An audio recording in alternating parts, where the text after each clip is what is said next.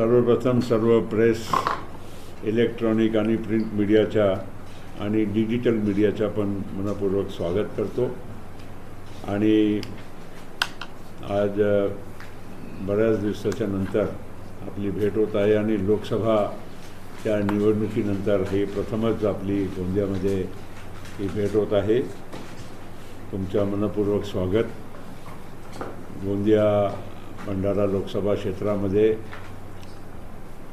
काँग्रेसचा उमेदवार इथून विजयी झाला आहे, त्यांना माझी मनपूर्वक शुभेच्छा।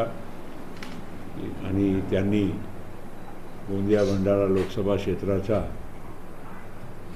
विकास करावा, लोकांची अडीअडचणी दूर करावी आणि त्यांच्या कार्य त्यांनी यशस्वी पार पाडावं अशी मी त्यांना शुभेच्छा देतो आणि माझ्याकडून विनंती आणि सूचना पण करत आहोत। आपण सगळ्यांनी पाहिलं आहे की यंदा लोकसभेमध्ये खास करून महाराष्ट्रामध्ये काही थोडा वेगळं चित्र आपल्याला पाहायला मिळालं आणि त्याच्यामध्ये प्रामुख्यानं जे कारण मला दिसत आहे की देशामध्ये एक विरोधकांच्याकडून दिशाभूल करण्याचं काम एक पद्धतशीर रीतीनं केला गेला। 400 पारचा नारा होता, ते खऱ्या अर्थानं काही चुकीचा होता असं म्हणत नाही, पण त्यामुळे विरोधकांनी एक अपप्रचार केला की भारताचा संविधान बदलण्यात येईल आणि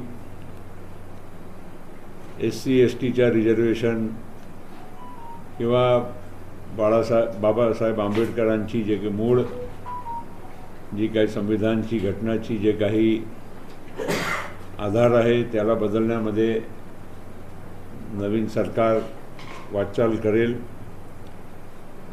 ते अतिशय चुकीचंच होता। असा कुठेही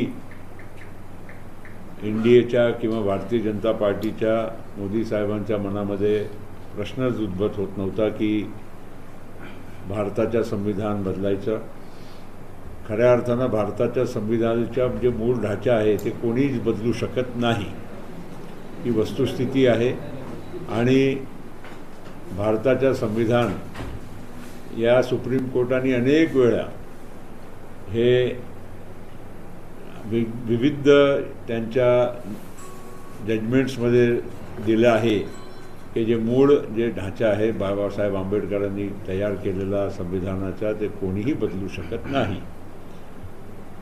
आणि अपप्रचार जे चालला त्यामध्ये बहुतेक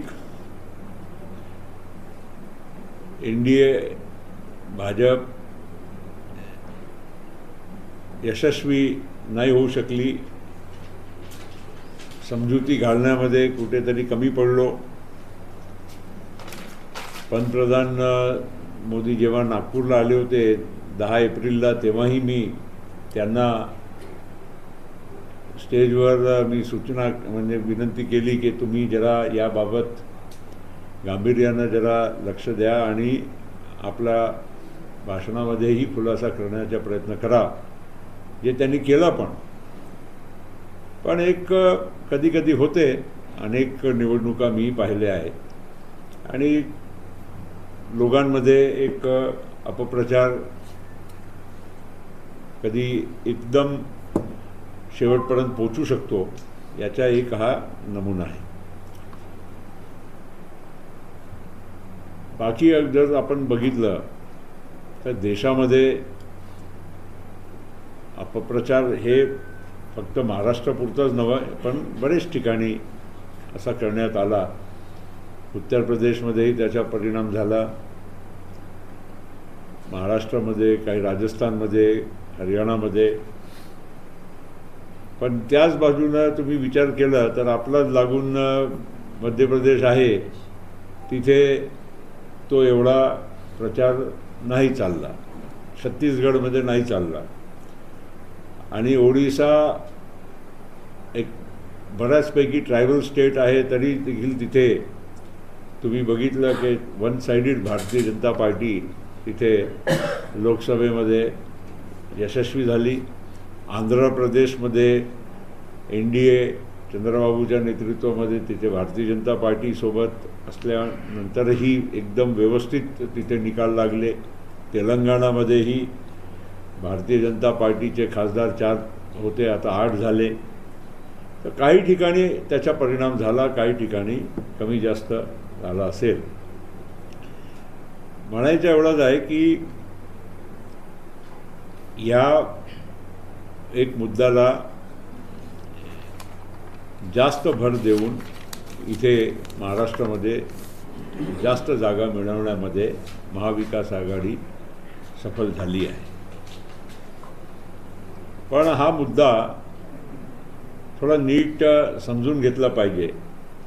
कोणी पण समजा उद्या भारताच्या संविधान बदलण्याचा जर विचारही करत असेल तो लोकसभेमध्ये 100च्या जास्त SC आणि STचे खासदार निवडून जातात. ते 100 खासदार काही गप्प बसणार आहे का? त्यांच्याशिवाय काय असा संशोधन कोणी पास करू शकते का?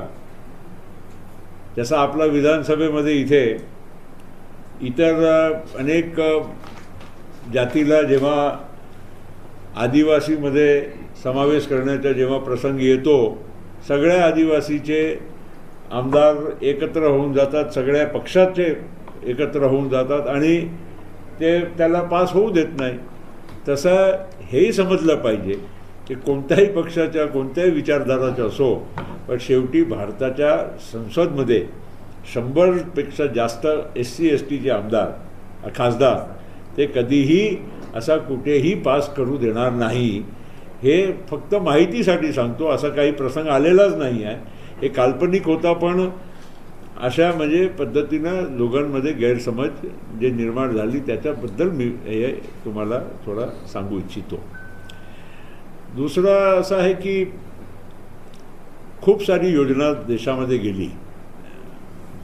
भारत सरकारने जे योजना लोकांना दिली त्याच्यात कुठेही माझ्या मते, मी पण एवढ्या वर्षापासून खासदार लोकसभेच्या आणि राज्यसभेच्या असल्यामुळे मला ही केंद्र सरकारच्या अनेक सरकारमध्ये जे काम झाले त्याचा अनुभव आहे, अभ्यास आहे. आणि खरोखर या 10 वर्षाच्या NDA सरकारच्या कारकिर्दीबद्दल आणि सफल योजना शेवटच्या माणसापर्यंत पोहोचवण्यामध्ये ते यशस्वी होते.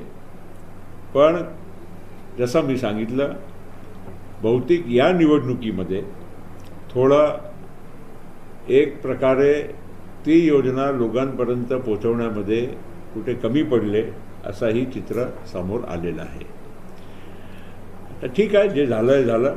आता समोर विधानसभाच्या निवडणुका आहेत. मला वाटत नाही की सेमच चित्र विधानसभेला राहू शकते. कारण समजा काय एखादा वेळा काय नाराजी कुठल्याही कारणाने असो, कुठल्याही कारणाने काही गैरसमज असो, ते काही कायमस्वरूपी राहत नाही. अनेक चुनावचे वेगवेगळे मुद्दे असतात.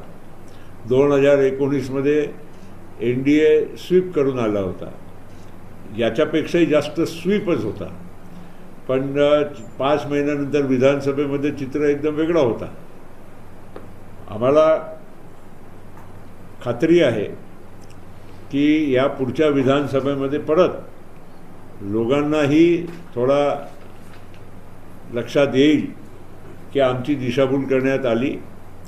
काही अनेक प्रश्नही महाराष्ट्रामध्ये जे या मागच्या लोकसभेमध्ये होते, ते मराठा आरक्षणाचे असो, कांद्याचे भाव एकदम जे एक सेन्सिटिव्ह मुद्दा कायमचा असतो, तो सेन्सिटिव्ह मुद्दा जवळपास 8-9 लोकसभा क्षेत्रामध्ये त्याचा परिणाम झाला.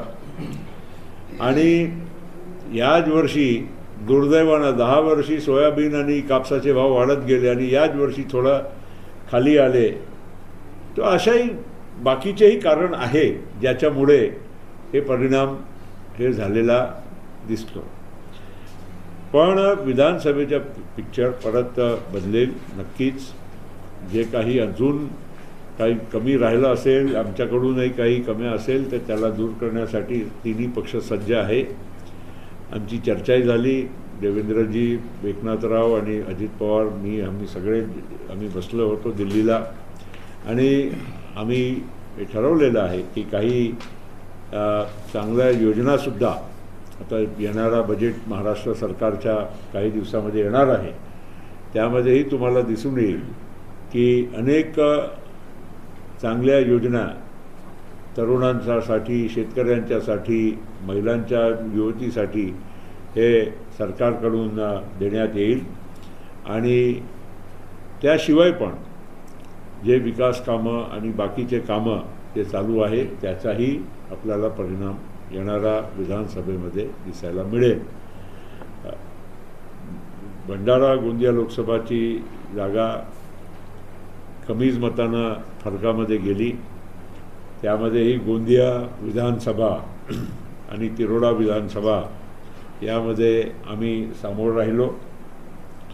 याचा अर्थ म्हणजे म्हणायचं एवढंच आहे की हे सगळं काही वन साइडेड कोणी म्हणत असेल असं अजिबात नाही.